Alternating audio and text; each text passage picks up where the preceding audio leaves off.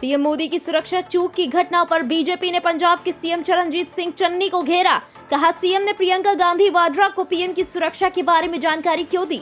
पंजाब के मुख्यमंत्री श्री चन्नी साहब ने खुद कहा है कि जहां तक प्रधानमंत्री नरेंद्र मोदी जी की सुरक्षा के चूक का विषय है, इस मसले में उन्होंने प्रियंका वाड्रा जी से बात की है।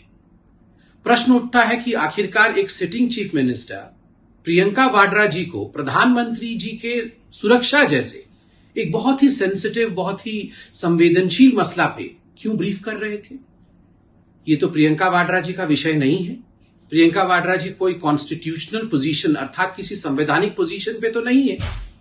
तो स्वाभाविक है आज देश की जनता जानना चाहती है कि इतने गंभीर मसले पर एक सिटिंग चीफ मिनिस्टर, एक परिवार के, एक पार्टी के, एक साधारण नेत्री को इस विषय में क्यों ब्रीफ कर रहे थे। देश में कोरोना और ओमिक्रॉन का कहर जारी। आज 1.5 लाख से भी ज्यादा कोरोना के केस किए गए दर्ज। ओमिक्रॉन की रफ्तार भी हुई तेज। कुल 3623 मामले आए सामने। विधानसभा चुनाव से पहले दिल्ली के उप मुख्यमंत्री मनीष सिसोदिया का बड़ा दावा। कहा, आगामी विधानसभा चुनावों में विजयी होगी पार्टी। 14 फरवरी आपके लिए ऐतिहासिक रूप से भाग्यशाली। सिर्फ आम आदमी पार्टी ही नहीं, इन राज्यों के लोग, इनके वोटर्स भी बहुत शिद्दत से इंतजार कर रहे थे कि जो राजनीति उन्हें धोखा दे चुकी है उसको हटा के अब काम करने वाली राजनीति को लेके आए। केजरीवाल जी को मौका दें, केजरीवाल जी की राजनीति को मौका दें। आज पंजाब के लोग, उत्तराखंड के लोग, गोवा के लोग, उत्तर प्रदेश के लोग केजरीवाल जी की राजनीति से बहुत प्रभावित हैं, उनके कामकाज से बहुत प्रभावित हैं और शिद्दत से इंतजार कर रहे थे कि चुनाव की तारीखों का ऐलान हो तो फिर ये जो धोखा देने वाली सरकारें हैं इनको हटाएं और काम करने वाली एक सरकार लेके आएं। तो जो चुनाव होंगे अब आने वाले समय में, ये आम आदमी पार्टी के लिए ही नहीं बल्कि इन राज्यों के लिए बहुत महत्वपूर्ण होंगे, क्योंकि यहाँ के लोग, हमें पूरा भरोसा है और हम पूरी तरह से तैयारी होकर गए हैं कि काम करने वाली एक सरकार चुनेंगे जो बिजली पे, पानी पे, स्कूल, शिक्षा, रोजगार, इन सब मुद्दों पे काम करेगी।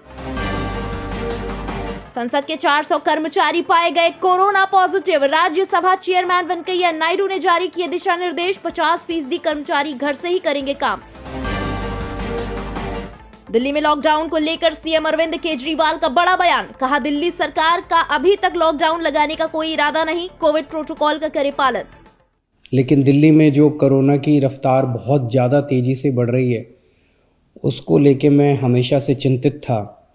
हालांकि मैं होम आइसोलेशन में था, लेकिन फ़ोन के ऊपर मैं लगातार अपने सभी ऑफिसर्स से, चीफ सेक्रेटरी साहब से, हेल्थ मिनिस्टर से, सबसे लगातार संपर्क में था। जो इंतजाम किए जा रहे हैं और जिस तरह से कोरोना की स्पीड बढ़ रही है उसके ऊपर मैं नज़र रखे हुए था।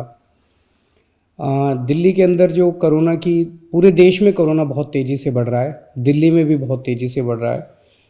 रफ्तार बहुत ज़्यादा तेज़ है। मैं देख रहा था कि कल वाला जो हेल्थ बुलेटिन था उसमें लगभग 20,000 के करीब केसेस आए थे और आज शाम को जो हेल्थ बुलेटिन आएगा उसमें लगभग 22,000 केसेस, पिछले 24 घंटे के 22,000 केसेस आएंगे।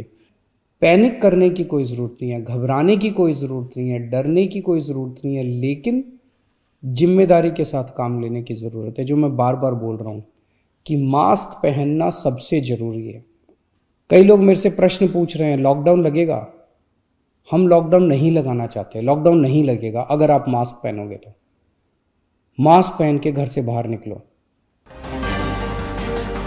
सीएम योगी आज लखनऊ के नाका हिंडोला गुरुद्वारा पहुंचे। गुरु गोविंद सिंह जयंती के प्रकाश पर्व पर टेका मत्था, की अरदास। कहा, गुरु गोविंद सिंह जी ने देश के इतिहास को स्वर्णिम अक्षरों से दर्ज कराया। कांग्रेस के राज्यसभा सांसद मल्लिकार्जुन खड़गे की चुनाव आयोग से अपील। कहा, आगामी 5 राज्यों के विधानसभा चुनाव में निष्पक्ष तरीके से करे काम। मध्य प्रदेश में बारिश, ओलावृष्टि से किसानों की फसल तबाह। सीएम शिवराज ने कहा, नुकसान की भरपाई करेगी सरकार। तत्काल सर्वे कराने का भी दिया आदेश। मैंने निर्देश दिए हैं कि ओलावृष्टि के कारण जहां जहां हमारे किसान भाइयों और बहनों की फसलें बर्बाद हुई है, वहां तत्काल सर्वे किया जाए। सर्वे भी किया जाएगा, क्षति का आकलन किया जाएगा और क्षति के आकलन के बाद किसान को राहत राशि देने की व्यवस्था की जाएगी, फसल बीमा योजना का लाभ भी मिले, इसके निर्देश भी मैंने दिए हैं। प्रदेश की सरकार हमेशा संकट की घड़ी में अपने किसानों के साथ खड़ी है। कोरोना के बढ़ते मामलों को देखते हुए तमिलनाडु में लगा एक दिन संपूर्ण लॉकडाउन। दिशा निर्देशों को पालन कराने के लिए राज्य पुलिस कर रही कड़ी निगरानी। राज्य में रात 10 बजे से सुबह 5 बजे तक नाइट कर्फ्यू भी लागू। उत्तराखंड के चमोली में हुई भारी बर्फबारी। बद्रीनाथ मंदिर बर्फ की मोटी चादर से ढका। मौसम विभाग ने जारी किया अलर्ट। इसी के साथ इस वक्त की टॉप 10 खबरों में बस इतना ही। देश और दुनिया की बाकी तमाम बड़ी खबरों के लिए बने रहिए इंडिया पब्लिक खबर के साथ। हमारे YouTube चैनल को सब्सक्राइब करें, वीडियो को लाइक करें, ज्यादा से ज्यादा शेयर करें।